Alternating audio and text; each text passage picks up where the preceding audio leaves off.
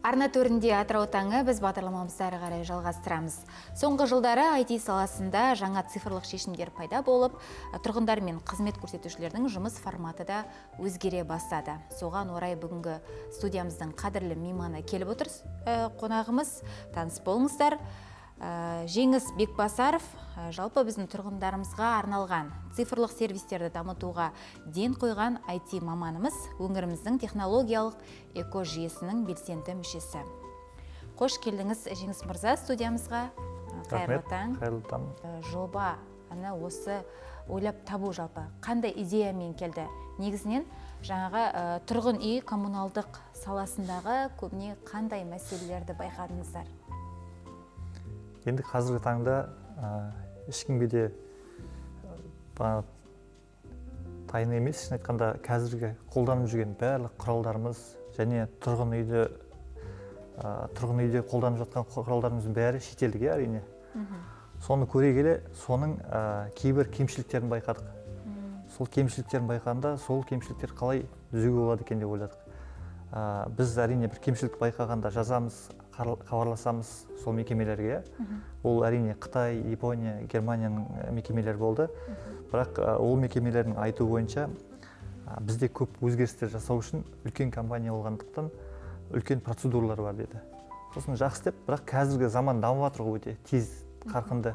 Өзіміз IT саласының мамандары болғандықтан кейін, сондықтан жігіттермен отырып, ал осы кемшіліктерді шеше отырып, жаңа осы Қазақстанда жасалатын бағанағыдай продуктлар жасайық деп шештік. Содан осы 2018-де басталып кетті. Содан шешіп келе біздер жаңа бір продуктлар шығардық. Әрине бағана айтқандай, соның бәрі кемшілікті түзеуді және алға басу деген ойдан кейін шыққан нәрселер ғой бәрі.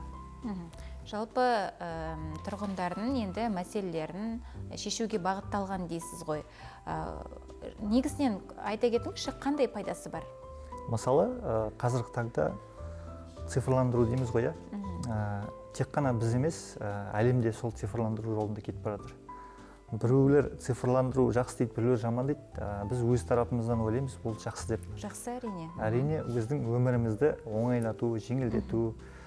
Сондықтан да біз қазіргі таңда өлшеу құралы дейді ол. Қазір, мысалы, Астана мен Алматыны алмағанда, басқа өңірлерде цифрландыру өте баяу жүріп жатыр. Сондықтан да біз жай тек өлшеу құралдарының көрсеткіштерін беру де ескі заманның талабымен әлі келе жатыр. Біз соны автоматтандырдық. Ол бірінші. Екінші, қай-қай үй салынса да, бізде бағана кірудің домофон деп айтамыз ғой енді. Достық берілетін, бағанағы қауіпсіздікті қамтамасыз ететін бұл домофондарымыз, соны да ойлап таптық. Өзіміз жаңа түрін, жаңа технологиялар енгізіп. Сол сияқты басқа да құрылғыларымыз бар, ол бірақ өнеркәсіптерге арналған. Бірақ қазір біздің ЖКХ деп айтамыз ғой. Соған қолданылса бізде домофондар, камералар және счетчиктер. Ақылды құрылғылар, жаңағы ақылды үйдің құралдары деп айтасыздар ғой сіздер көбіне. Енді бұлар жалпы қалай жұмыс жасайды? Қарапайым тілмен түсіндіріп өтіңізші. Оны қызмет жүйесі қарапайым домофондармен бірдей ма, әлде өзгешелігі бар ма? Қай-қай домофон болсын, счетчик болсын, камера болсын, ол біздің өзімізде шығарып жатқан кезде қандай кемшіліктерді жасай аламыз және қандай артықшылықтар істей аламыз деген оймен келеді ғой. Сондықтан да біздің домофондарымыз ол өте көптеген артықшылықтар бар. Мысалы айтатын болсақ, қазір осы қаламызды алатын болсақ, 80% үйлерде ескі кнопкалармен тұрған домофондар қондырылған. Оның бір жаман жері, қазір мына универсалды кілттер деген бар ғой. Қазір көбейіп кетті. Кез келген адам универсалды кілтті басқа да Wildberries сияқты басқа бір маркетплейстен сатып алып, ашып есікке кіре береді. Ол деген әрине уже қауіпсіздіктің азайғаны ғой. Сондықтан да біздің домофондарда универсалды кілт деген болмайды. Екіншіден, біздің бетіміз әрине ұқсастықтар болады, бірақ көбінесе 90% біздің қауіпсіздігіміз біздің бетіміз. Сондықтан да бізде кіру бетімізбен. Және одан да артық қауіпсіздік ол біздің алақанымыз. яғни алақан 98%-ға уникалды болып келеді мысалы, сондықтан да алақанмен ашатын бар. Және тағы бір артықшылық, үйге кіріп келе жатқанда температурамызды өлшеп, ауырып тұрсақ, соны айта алады мысалы. Және тағы бір мына жерде экономикалық тұрғыда алсақ, өте тиімді нәрсе. Бұрынғы домофон системаларында төменге панель қоямыз, құрылғыны, ішке құрылғы қоямыз, коммутатор қоямыз, блок питания қоямыз. Ол үлкен жүйе жатқан. Үлкен кабельдер, үлкен жұмыстар, үлкен шығындар. Ал біздер соның бәрін қалай шешуге болады? Мысалы, қазір құрылыс мекемелеріне қалай жеңілдете аламыз деген оймен жаңа система ойлап таптық. Осыған дейін аналогты болды, IP деген болды, бұл әлемде бар. Және жаңа система, ол SIP деген SIP. Біз сол протоколда жұмыс жасауды шештік. Оның бір жақсылығы, төменге тек қана бір домофон қойылады. Әр пәтерге экран қойып қажет емес, өйткені видео звонок келеді әр құрылғыға. Қазір шын айтқанда, мысалы, диванда отырамыз, теледидарымыз қарап, біреу звондаса, жүгіреміз ғой есікке. Біздің технологиялармен жүгіріп керек емес, телефонға келеді. Және тағы бір артықшылық қосқанымыз, жасанды интеллект қостық. Және біздің Жандос деген жасанды интеллект айтылады. Осы кісі сізге келіп есікті ашайын ба деп. Сіз телефонға тиіскенде жоқсыз, кітап оқып отырсыз, теледидар оқып отырсыз. Аша қой дейсіз, есік ашылады. Демек, дауыс естіледі. Иә, дауыс естіледі. Сондай артықшылықтар бар бізде. Жалпы бұл сервистерді енгізген кезде сіздерге ең қиыны тиген не болды? Технология жағынан ба, әлде адамдардың қабылдауы ма? Шын айтқан дұрыс айтып отырсыз, негізі. Осы екі мәселеде негізі қиындық тудыратын нәрселер.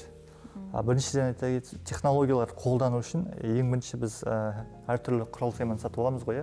Мысалы, бір шегені қағу үшін де балғасыз қаға алмаймыз ғой. Сол сияқты бізде де бір технологияларды, шешімдерді тест жасау үшін әртүрлі бір құралдар керек. Өлшейтін құралдар, қуат беруші құралдар деген сияқты. Стартап болғаннан кейін, шын айтқанда, инвестиция жетпей жатады. Сондай қиындықтар бар негізі, бірақ қазір жайлап-жайлап олардың бәрі шешіліп жатыр. Екінші, адам қабылдау. Біз соншалықты шетелдік құралдарға, шетелдік бағдарламаларға үйреніп қалғанбыз. Жаңа біздің бағдарлама келсе, құрал келсе, өте үлкен сенімсіздікпен қараймыз айтқанда. Мысалы, қаншалықты жұмыс жасау деңгейі бар деген сияқты. Иә, ол бір стереотип ақыры бір сондай туып қалған. Бірақ енді жамандау болмайды. Қазір біздің жасап келе жатқанымызға 2 жылдай болды. Біздің қазіргі платформамызда 3000-ға жуық төлеуші пользовательдеріміз бар, қолданушыларымыз. Ол дегеніміз өте жақсы көрсеткіш. Яғни бағанағы сенімсіздік жайлап азайып, қолданушыларымыз көбейіп жатыр. Яғни біз және басқалар әртүрлі нәрселерден қорқып бастамасақ, онда біз жүреміз. Сондықтан да біз бастап кеттік және осы бағанағыдай қиыншылықтармен күресіп жатырмыз. Қазір жақсы болып жағдай өзгеріп келе жатыр.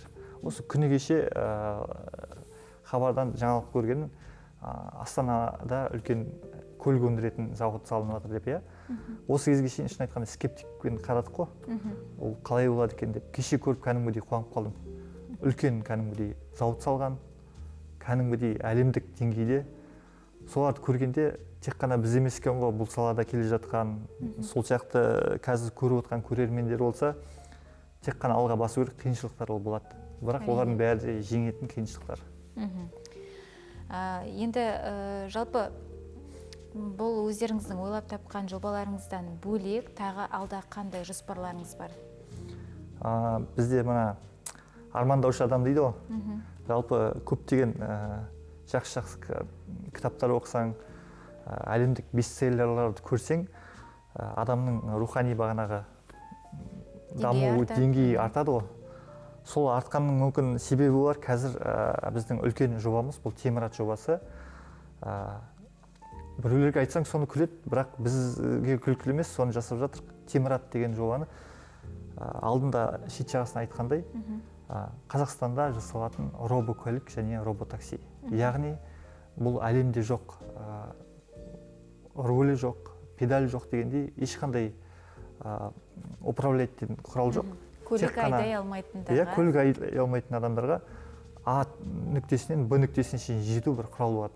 Қазір деген бізде автокөлік кәдімгідей қымбатшылық, бір керім сондай зат қой. Біз сол тенденцияны өзгерткіміз келеді. алдағы мәселе планымыз, мақсатымыз осы 1-2 жылда темір атты шығару. Оны халық қалай қабылдар екен? Шын айтқанда қазір скептизм бар ғой, бірақ біз білеміз, әлемдік жалпы нарықта, әлемде көптеген шешімдер жасалып жатыр, иә. Бірақ алайда заңның өзгермегеннен басқа да кемшіліктердің несінде адамдар ой, ол болмайтын нәрселер болады деп жатыр, иә. Бірақ өзіңіз ойлаңызшы, осы 10 шақты жыл бұрын біз телефонымыз осылай айналдыратын телефон болды, иә. Сымсыз болған жоқ деген сияқты. Қазір қараңыз қандай. Сондықтан да біз жасамасақ, оны басқа елдер жасайды. Ал бізге қазір осындай мүмкіндік беріп тұрғаннан кейін үкіметтен біз жасау керекпіз. Сондықтан да қанша адам сенімсіздік танытса да бұл заттар жасалу керек, және болашақта адамдардың сенімін жаулаймыз деген ойдамыз. Әрине. Уақыт өткен сайын, тіпті технология заман дамыған сайын өсіп жатыр ғой, дамып жатыр. Сондықтан да бұл әрекетті тоқтатпау керек, ең бастысы. Осы сіз айтып отырған платформалар көбіне қай өңірлерде жиі қолданылып жатыр қазір Қазақстанның ішінде? Енді қазір біз осы Атырау өңірінен шыққаннан кейін көбінесе Атырауда қолданады 90%. Ал бірақ алдағы уақытта осы 1 жыл туысында басқа да қалаларға шығамыз деген ойымыз бар. Өйткені сұраныс бар. Бағанағыдай өзіңізге айтқандай, мысалы, сізге де мысалы сондай домофон құрылғысын қоюға мысалы ұнатар едіңіз, мысалы, сондай болса. Сол сияқты көптеген сұраныстар бар. Сондықтан да Қазақстан өңіріне 1-2 жылдықта одан арты уже басқа да елдерге шығарамыз деген ойымыз бар. Неге біз мысалы көршілес Қытайдан кем болу керекпіз, немесе Япониядан кем болу керекпіз. Ол жерде де айтады ғой, халықтары бағанағыдай өте ақылды деп. Шын айтқанда тек қана халық емес, билікте, елімізде өз-өзін бағанағыдай рухани, ғылым саласынан, білім саласынан дамытсақ, қай-қай елде бас оза аламыз негізі. Дұрыс айтасыз, иә. Енді өзіңіз жалпы осы технологияны, кәсіпті бірге ұштастырып жүрген адамсыз, иә. Негізінен бұл саланың болашағы өте зор енді. Оған қызығушы жастар да жоқ емес. Осы орайда технологияға дамыған заманда соған қызығатын жастарға өзіңіз қандай кеңес берер едіңіз? Бізде қандай бір жақсы зат жасау үшін ең біріншіден білім керек. Базалық, ол мектеп. Мектепті жақсы оқу керек, кішкене болса да бір талпыныс болу керек. Екінші, біздің қазір уақытымызды алатын, өте зор уақытымызды алатын, бұл біздің ұялы байланыс телефондарымыз, смартфондарымыз, иә. Соны азайту керек. Әлеуметтік желіде көп уақытымыз кетеді. Әлеуметтік желіде бағана біз контентті потреблять етеміз ғой. Өйткені сол потребляйтте оның бір жаман жағы энергиямызды береміз. Керісінше өзіміз тек қана жақсы контент потреблять ету керекпіз. Бұл шын айтқанда біздің кітабымыз ғой. Сондықтан да мен осы ойлаймын, шетелдік емес, мысалы қазақстандық Айдын Рахымбаевтың кітабы бар. Мысалы, бәрі де мүмкін, Iron Man.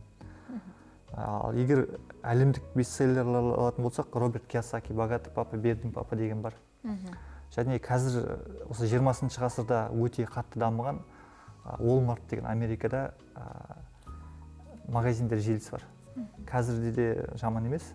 Сол кісілердің кітаптарын оқыса, адам деген рухани және білім саласынан да өте жақсы дамиды деп ойлаймын. Әрине, айта кетерлік, Абай жолында оқу керек. Сондай күшті шығармаларды оқып, өзімізге энергия алып, сол энергияны бағанағыдай еліміздің, әлеміміздің дамуына жұмсау керек деп ойлаймын. Бұның барлығы қанша дегенмен білімге әкеліп соғады дейсіз ғой. Білімді болу үшін әрине уақытты тиімді пайдалану керек. Жаңа өзіңіз айтқандай, әлеуметтік желіні қысқартып, білім алуға деген әрекетімізді көбейтсек, мүмкін шынымен де қазіргі жастар тарапынан осы сіз айтқан жолға қызығушы және соны дамытушы жастар көбейер ме еді? Сізбен толықтай келісемін. Енді алдағы уақытта бұл жобаларыңыздың әлемдік деңгейде дамып, жан-жақты қолданысқа енуіне тілекшімін. Дәл қазір бізді көріп отырған Атырау жұртшылығына, көрерменге өзіңіздің таңғы тілегіңіз болса, мархабат. Әрине, осы қазір алдымызда амандық болса, неше түрлі жақсы мерекелеріміз жатыр. Мерекелеріміз жақсы өтсін, еліміз аман, еліміз тыныш болсын. және ең басты тілек әрдайым дамуда болайық деп ойлаймын. Көп рахмет сізге. Осындай керемет ақпараттармен бізді студиямызға келіп, ақпаратыңызды беріп, көрерменге де өзіңіздің жақсы тілектеріңізді айтып жатырсыз. Алдағы уақытта сізді жақсы жаңалықтармен көрейік. Рахмет. Құрметті көрермен, осымен біздің сұхбатымыз аяқталды. Арнадан ажырамаңыздар, әрі қарай әсем әнмен жалғастырамыз.